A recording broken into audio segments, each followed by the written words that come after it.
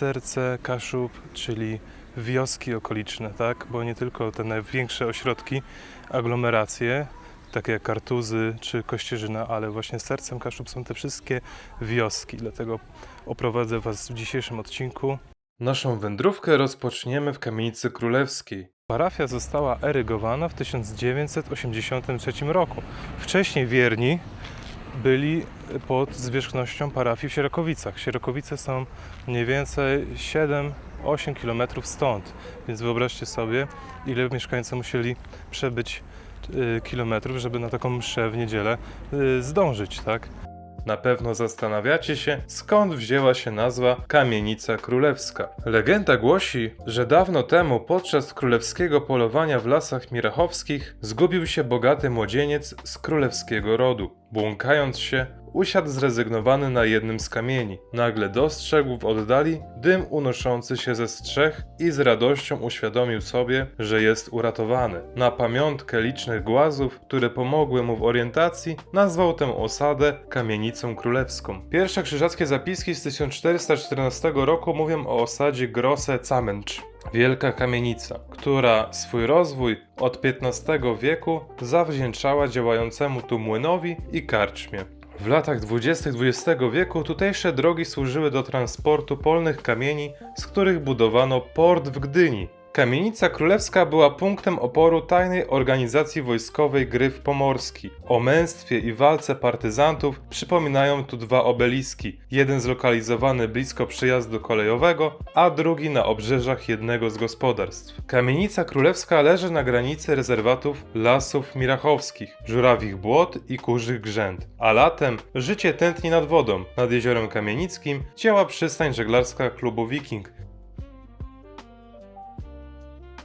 Brzeg jeziora Junno to idealne miejsce, by złapać oddech po leśnej wspinaczce, ponieważ znajdziemy tu strefę rekreacyjną z plażą, pomostem, altanami oraz miejscem na rozbicie namiotu i rozpalenie ogniska.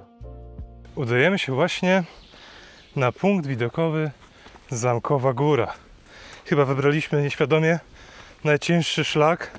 W pobliżu Kamienicy Królewskiej znajduje się wzgórze osiągające 210 metrów nad poziomem morza. Na zalesionym szczycie wybudowano drewniany taras widokowy. Poprowadzono 3 ścieżki o zróżnicowanym stopniu trudności. Po drodze rozmieszczono ławki i stoły, pozwalające na odpoczynek w trakcie wspinaczki. Z tego tarasu roztacza się widok na aż 6 jezior.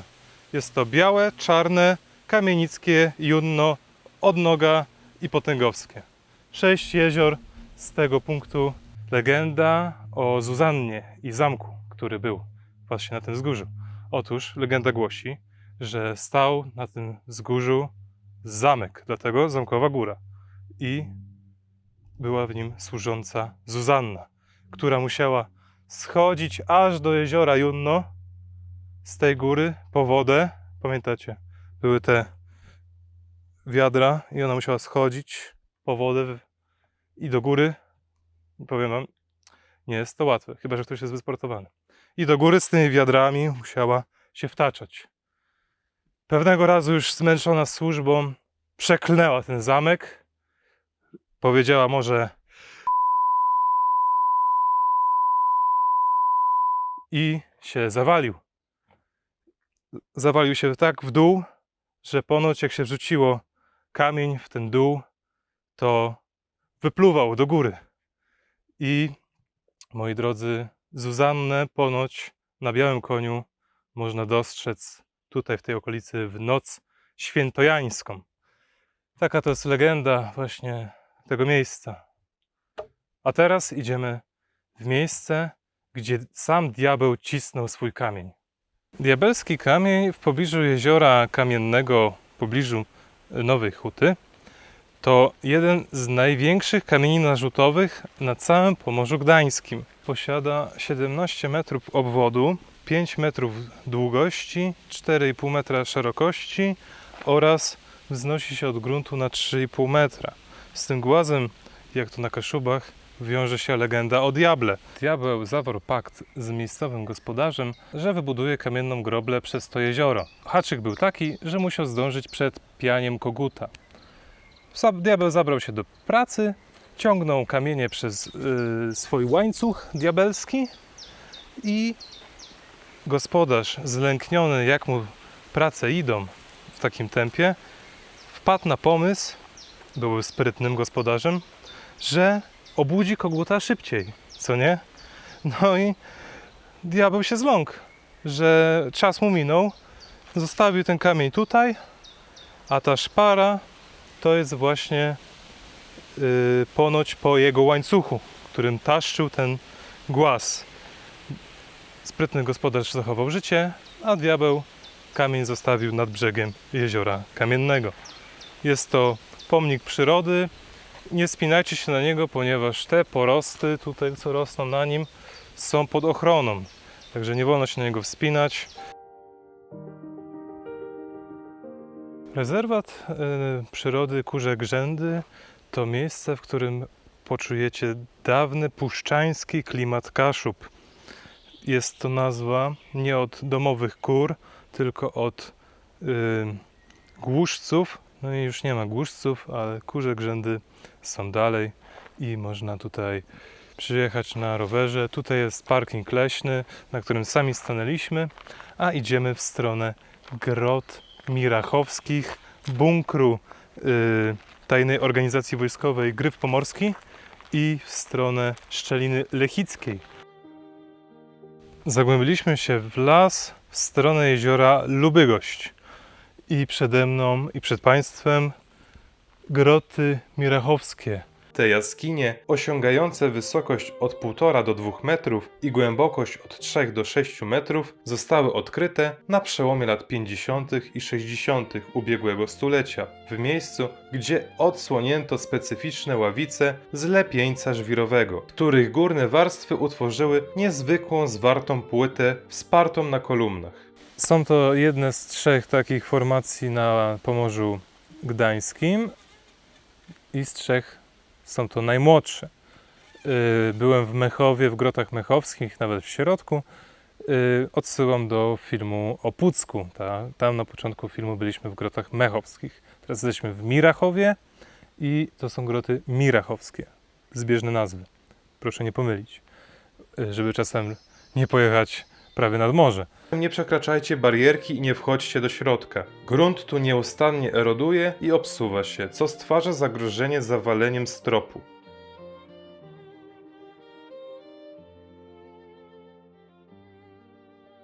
Bunkier tajnej organizacji wojskowej Gryf Pomorski o nazwie Ptasia Wola. Jest on ukryty w sercu Lasów Mirachowskich i to jest pomnik historyczny. Tu mamy krzyż, właśnie ku pamięci partyzantów, którzy zginęli w tym miejscu.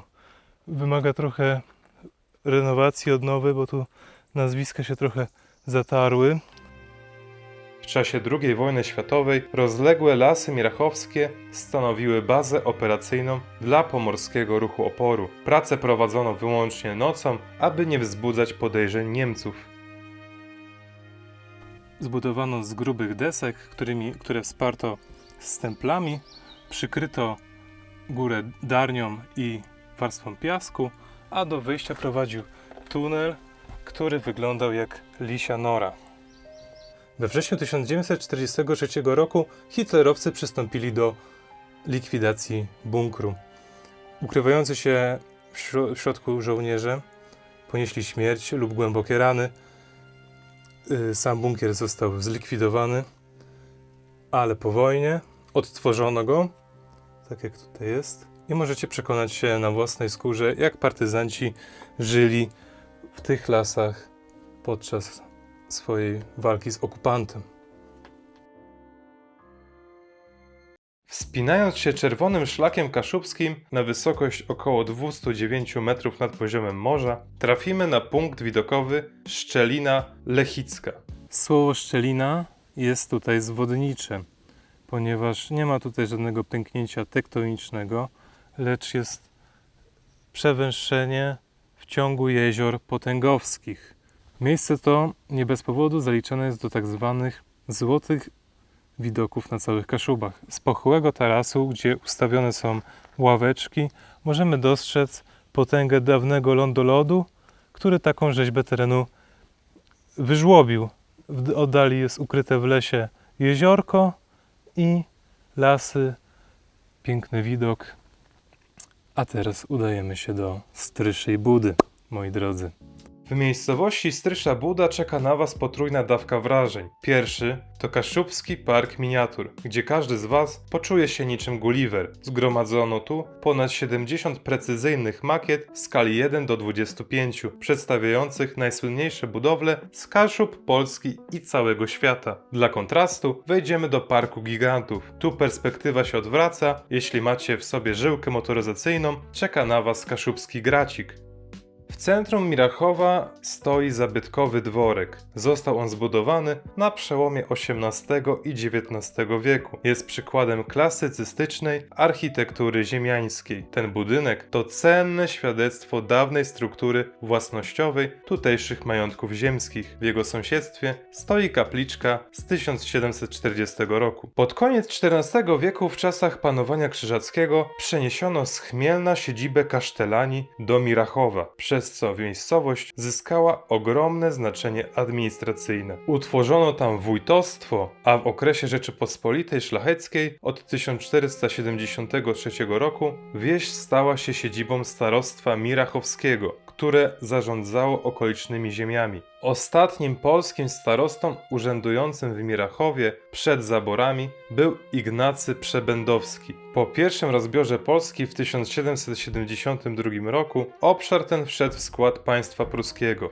Znaczenie Mirachowa drastycznie spadło w 1818 roku, kiedy to pruska administracja utworzyła nowy powiat kartuski i to właśnie do Kartus przeniesiono główne ośrodki władzy.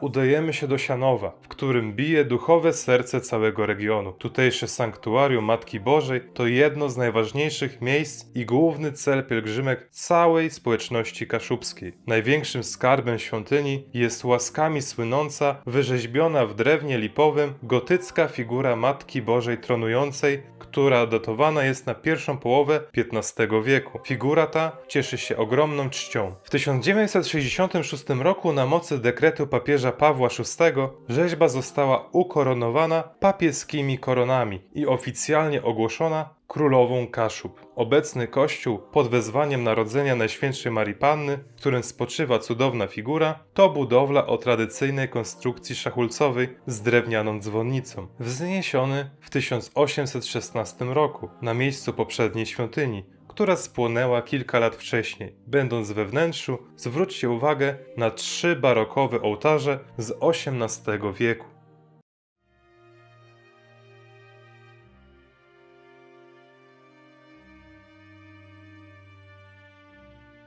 W okresie międzywojennym to korytem tutejszej rzeki przebiegała granica państwowa pomiędzy II Rzeczypospolitą a Niemcami. Pomnik odsłonięto w 2009 roku. To miejsce upamiętnia tutejszy posterunek i kaprala Leona Wente, który 1 września 1939 roku zginął na służbie, stając się pierwszą ofiarą II wojny światowej na tym terenie.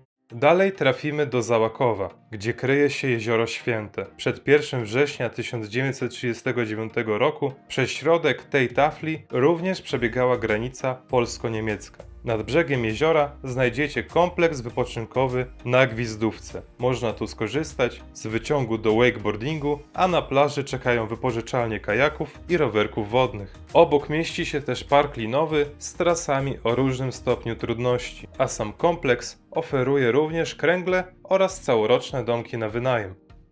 Nie mogę nie wspomnieć o licznych jeziorach, w których można łowić ryby w gminie Sierakowice, a w szczególności o jeziorach takich jak Miemino, Bukowo czy właśnie jezioro Okonek, na którym stoimy.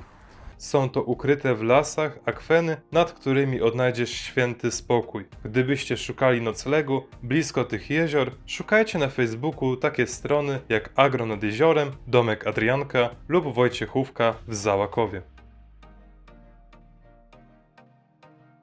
W centrum Załakowa góruje kościół, którego patronem jest święty Maksymilian Kolbe. To filia parafii w Kamienicy Królewskiej.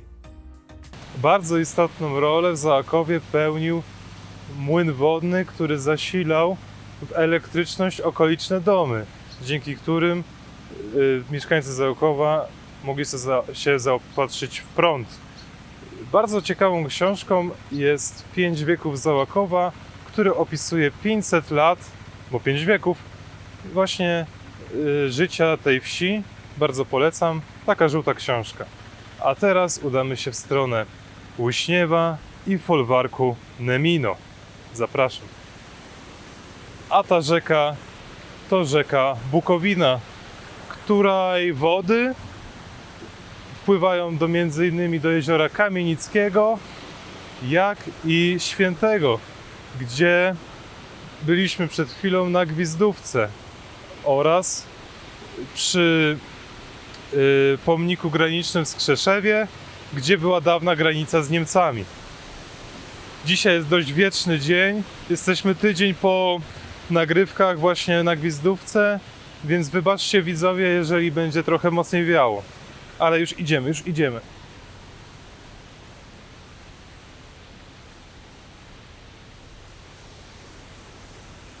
W sąsiedniej wsi Łyśniewo zlokalizowane są jeziora Długie i Trzcinowe. Wraz z jeziorem Miemino współtworzą one bogaty system wodny zasilany przez nurt rzeki Bukowiny. Folwark Nemino w Łyśniewie to miejsce dla osób poszukujących wypoczynku oraz aktywnej rekreacji na łonie natury. To kompleks pałacowo-folwarczny usytuowany w otoczeniu pagórków i pobliskich jezior. W miejscowości Puzdrowo na terenie szkoły znajduje się przestrzeń edukacyjno-rekreacyjna, interaktywny park praw natury. Jest to teren zaprojektowany z myślą o popularyzacji nauk ścisłych na świeżym powietrzu. Park wyposażono w interaktywne instalacje doświadczalne, które pozwalają na samodzielne badanie praw fizyki oraz obserwację zjawisk atmosferycznych i przyrodniczych. Gowidlino to malownicza kaszubska wieś zlokalizowana nad brzegami jeziora Gowidlińskiego. Akwen ten uznawany jest za jedno z najpiękniejszych jezior na Kaszubach. Przy ulicy Jeziornej znajdziecie plażę z kąpieliskiem oraz przystań kajakowo-żeglarską. Z Gowidlina można dopłynąć rzeką aż do Ustki, co jest wyprawą liczącą ponad 133 km i zajmującą około 6-7 dni. 6-7. Jeśli dobijemy 50 000 subskrybentów do końca tego roku, podejmę się tego wyzwania i nagram wam film z tej trasy. Do dzieła! Najważniejszym zabytkiem w Gowidlinie jest kościół Niepokalanego Poczęcia Najświętszej Marii Panny. Jest to zabytkowy kościół zbudowany z ciosanych kamieni polnych, co stanowi autentyczny przykład dawnego budownictwa wiejskiego. Ta świątynia zbudowano ją w stylu neogotyckim w latach 1866-1868. Kompleks Kiston w Kistowie to 4-gwiazdkowy obiekt i centrum rekreacji. Jego atrakcją jest kręgielnia, duży basen sportowo-rekreacyjny z rwącą rzeką, biczami wodnymi, a zwieńczeniem wypoczynku w Kistonie jest strefa spa oraz sauny. Sulęczyno to kaszubska wieś o bogatej historii. Jej pierwsze wzmianki datowane są na 1224 rok. Spacerując napotkacie neogotycki kościół z 1874 roku, wybudowany na miejscu dawnej kaplicy. Okolice Sulęczyna to arcydzieło pozostawione przez lodowiec. Ponad 40 zbiorników wodnych, wzgórza sięgające 244 metrów nad poziomem morza, głęboko wyżłobione doliny. Daje to iście skandynawski klimat, który możecie zwiedzać tu na Kaszubach.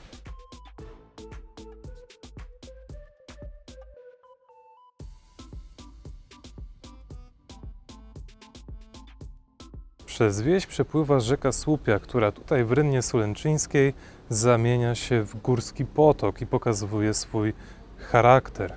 Jest ona wyzwaniem dla doświadczonych kajakarzy, a dla spacerowiczów przygotowano wzdłuż ścieżkę przyrodniczo-dydaktyczną. Latem można zrelaksować się na kąpielisku z plażą nad jeziorem Węgorzyno. Czy da się odpocząć na Kaszubach w takich okolicznościach pogodowych? Uważam, że tak. Mimo tego, że strasznie wieje i pogoda jest pochmurna, to leśny dwór w Sulęczynie ma wszystko, czego turyści mogą zapragnąć.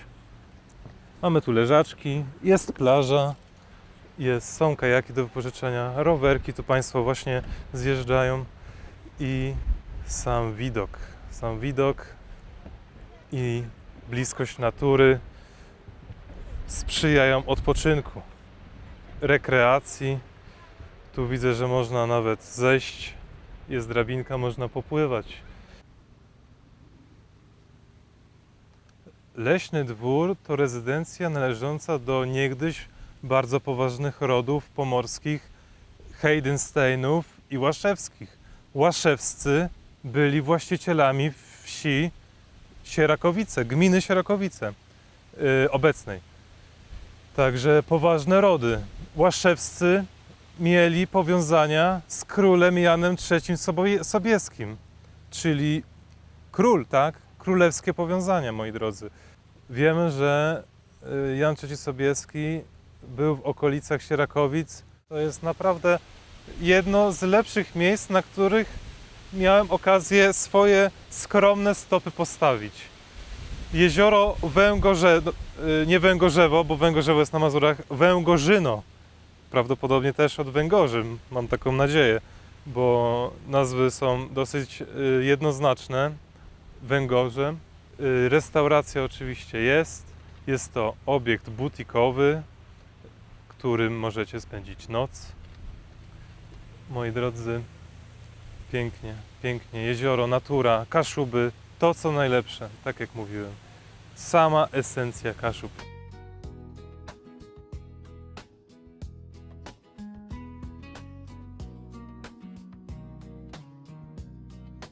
To tutaj w Leśnym Dworze, w restauracji po raz pierwszy zabrzmiał jazz. Jazz w lesie. W tej restauracji w Leśnym Dworze w roku 1996 i co roku odbywa się właśnie w Sulęczynie. Pasjonatów jazzu, muzyki zapraszam serdecznie. Jazz w lesie. W tym roku 30. edycja tego wydarzenia. Wyobraźcie sobie, że rodziny Łaszewskich przyjeżdża tutaj bryczką i to jest ich rezydencja. Anno Domini 1704 i renowacja 2019. Na górze jest herb, który właśnie przypomina, do kogo ta rezydencja należała. Dzisiaj jest to obiekt, do którego wszyscy możemy przyjechać i się tym cieszyć. O to właśnie chodzi. Historia, nowoczesność, kuchnia, dobre jedzenie. Stężyca to miejscowość, która leży nad jeziorem Raduńskim Górnym. Najważniejszym obiektem sakralnym jest tu kościół świętej Katarzyny Aleksandryjskiej. Kościół został wybudowany w 1706 roku i w środku możemy podziwiać gotyckie drewniane płaskorzeźby z około 1450 roku. W środku również jest też relikwiarz w kształcie sarkofagu podarowany przez Marię Kazimierę, żonę Jana III Sobieskiego. I to już jest nie byle co. Współczesną wizytówką Stężycy jest kładka imieniem księdza Konrada Lubińskiego, która posiada 800 metrów długości i jest wzdłuż brzegu jeziora i, moi drodzy, prowadzi aż do mariny, która jest tam. Marina w Stężycy jest doskonałym zapleczem żeglarskim, jest też również zapleczem dla kajakarzy, rowerków wodnych, także atrakcje nad wodą w Kaszubach to rzecz codzienna. Tuż za urzędem gminy Stężyca znajduje się Nadraduńskie Centrum Turystyczno-Rekreacyjne, a w jego skład m.in. wchodzi ta scena, na której występują liczne gwiazdy. W tym roku był to na przykład Sławomir od Miłości w Zakopanym. A teraz kamerę poproszę, żeby poprowadziła Was tutaj, jak to wygląda wszystko. Kamera, proszę.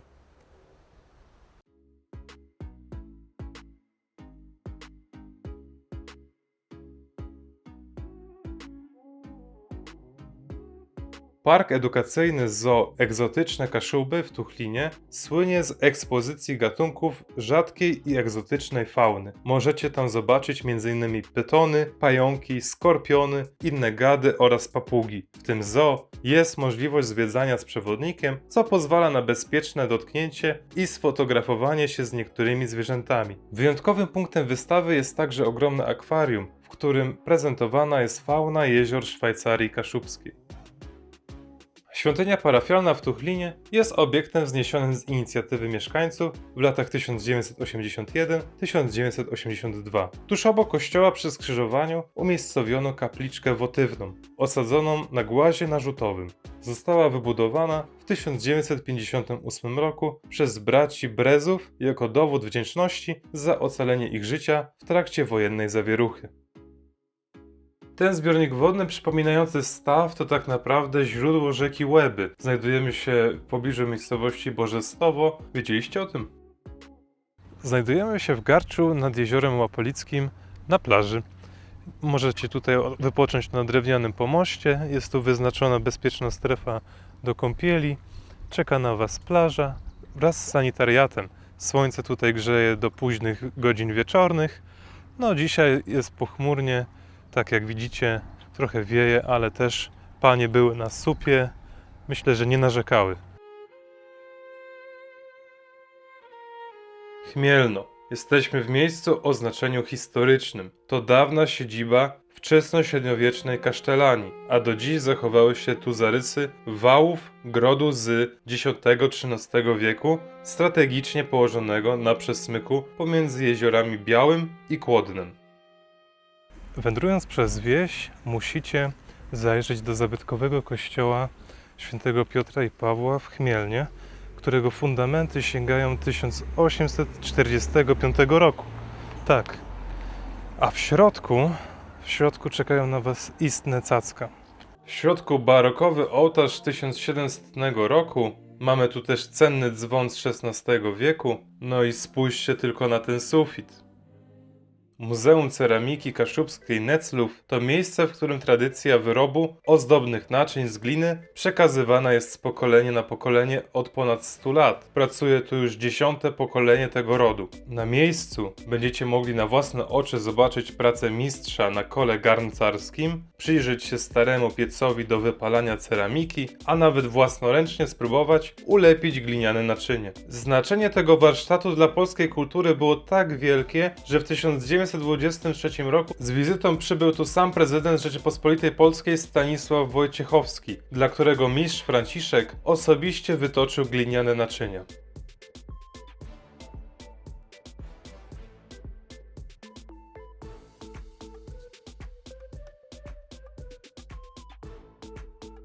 Zjeżdżają się tu tłumy na festiwal truskawek kaszubskich, a nad brzegiem jeziora Kłodno zbudowano z 300 ton kamieni ten właśnie park kamienny, który pełni rolę punktu widokowego na pobliskie jeziora i lasy Kaszubskiego Parku Krajobrazowego. Cały ten obiekt pełni funkcję otwartego amfiteatru. No i usiądźmy tutaj i napawajmy się widokiem, jaki daje nam Szwajcaria Kaszubska.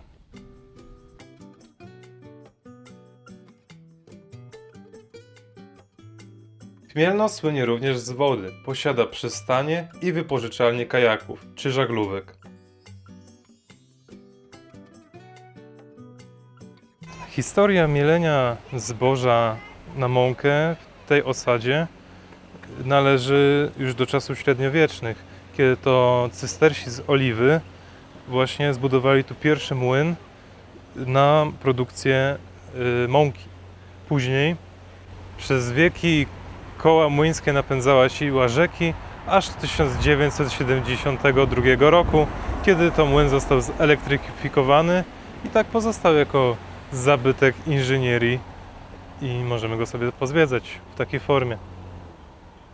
Zapraszam. Jesteśmy na szczycie góry Sobótka, która wznosi się na wysokość 220 metrów nad poziomem morza.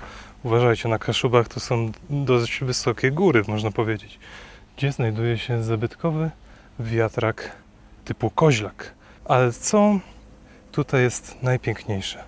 Kawiarnia, punkt widokowy, plac zabaw dla dzieci. Tylko trochę trzeba tutaj wejść.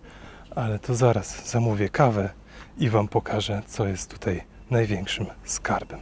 Najpiękniejsze w tym miejscu jest to, że można wypić kawusie, spoglądając na ten entourage Kaszubskiego Parku Krajobrazowego, na te jeziora i pagórki, lasy. Drewniany wiatrak typu koźlak. Choć jest to rekonstrukcja, to oddaje ona hołd dawnym tradycjom młynarskim. Przed wojną krajobraz Kaszub usiany był tego typu wiatrakami. Konstrukcje koźlaków powstały na Pomorzu już w XIV wieku, a ich fenomen polegał na tym, że cały budynek osadzony był na drewnianej podstawie, kozle, co pozwalało obracać go w zależności od kierunku wiatru. Obecny wiatrak ma 3 poziomy. Na najwyższym zobaczycie autentyczną maszynerię sprowadzoną z dawnych młynów wietrznych, a na parterze działa kawiarnia i można sobie kupić pamiątki, zjeść lody czy wypić lemoniadę. U podnóża wiatraka rozpościera się z kolei jeden z najpiękniejszych widoków w regionie. Zachwycająca panorama na jeziora, w tym wielkie i małe Brodno. Z Ręboszewa udamy się w stronę Brodnicy Górnej, gdzie czeka na nas punkt widokowy Złota Góra. Kiedy staniemy na szczycie, naszym oczom ukaże się panorama na wzgórza szymbarskie oraz rynne jezior raduńskich. Znajduje się tu pomnik upamiętniający kaszubskich partyzantów walczących o niepodległość Polski podczas II wojny światowej. U podnóża góry nad brzegiem jeziora znajduje się Centrum Sportów Wodnych, gdzie możecie wypożyczyć jachty, łódki, rowery wodne czy kajaki. Warto też wiedzieć, że Złota Góra to arena dorocznego, wyjątkowego w skali kraju święta. Odbywa się tu truskawkobranie, czyli wielkie święto celebrujące naszą kaszubską truskawkę. Po Złotej Górze padamy do Ostrzyc. Ta miejscowość nad jeziorem Ostrzyckim to urokliwy kurort, który w sezonie tętni życiem, a jednocześnie oferuje spokój i bliski kontakt z naturą. Znajdziecie tu warunki idealne do wypoczynku. Kąpielisko dogodne dla osób w każdym wieku, molo, plaża oraz liczne wypożyczalnie sprzętu wodnego. Ostrzyce to także baza wypadowa dla fanów aktywnego wypoczynku, bo stąd rozpoczynają się trasy Nordic Walking, szlaki rowerowe i konne, a rzeka Radunia wyznacza szlak dla kajakarzy. W chodniku wzdłuż widokowej promenady w 2015 roku wmurowano 20 kamiennych płyt z płaskorzeźbami. Dla najbardziej dociekliwych turystów w punkcie informacji czeka publikacja, w której możecie zgłębić wszystkie historie związane z tymi płytami w aż 4 językach, w tym i w naszym języku kaszubskim. W miejscowości Oskowo nad rzeką Bukowiną w lesie znajdują się ruiny akweduktowego mostu kolejowego łączącego Lęborg z Bytowem. Naprawdę niełatwo było się tutaj dostać. Przedzierałem się przez chaszcze. Tutaj jest już dla odważnych, żeby się dostać. No i proszę, jest. Nazywany ten most jest Leśnymi Wrotami. Tutaj w 1945 Armia Czerwona, która tu wkroczyła, zabrała sobie te tory jako łup wojenny i zostawiła ten akwedukt tak jak stał i teraz to jest pomnik burzliwej historii. W naszych stronach niegdyś gęsto porośniętych niedostępnymi lasami funkcjonowały piece hutnicze, które pochłaniały ogromne ilości drewna, zmieniając knieje w rozległe poręby. Pamięć o tej działalności przetrwała w nazwach wsi, takich jak Szklana, która swoje miano wzięła właśnie od działającej tu w XVIII i XVII wieku huty szkła. Równie ważnym punktem w regionie była miejscowość Szklana Huta, gdzie aż do 1911 roku funkcjonował największy w okolicy zakład szklarski. Archeolodzy odnotowują dawne pozostałości hutnicze na terenie niemal całego regionu. Jeśli chcecie wiedzieć, co na Kaszubach w trawie piszczy, zaobserwujcie profil Hej Kaszuby na Facebooku. Zapraszam. Ten film to przedstawienie moich stron, które znam od dziecka i mam do nich wręcz przysłowiowy rzut beretem. Być może spotkacie mnie nawet jadącego autem lub rowerem, kiedy już odwiedzicie nasze magiczne Kaszuby. Do uzdrzeni! Jezioro Gowidlińskie, tu jest 133 km. Wtedy jedziesz na Żakowo, Amalkę, Jezioro Węgorzyno, Sulęczyno, tutaj jest te górskie potoki, tak? Tutaj spływasz, Jezioro Żukowskie, nie? Tu jest jakiś zakaz pływania, znak zakazu. Tu masz Soszyce, tu jest elektrownia, tu masz Bystrze, czyli trzeba też uważać. Wiesz co to jest Bystrze? Co? To są kamienie na rzece i Wartki Potok. Tu też masz Bystrze, Słupia, tu też jest zakaz spływu. Kurde, tutaj trzeba przenieść kajak, tu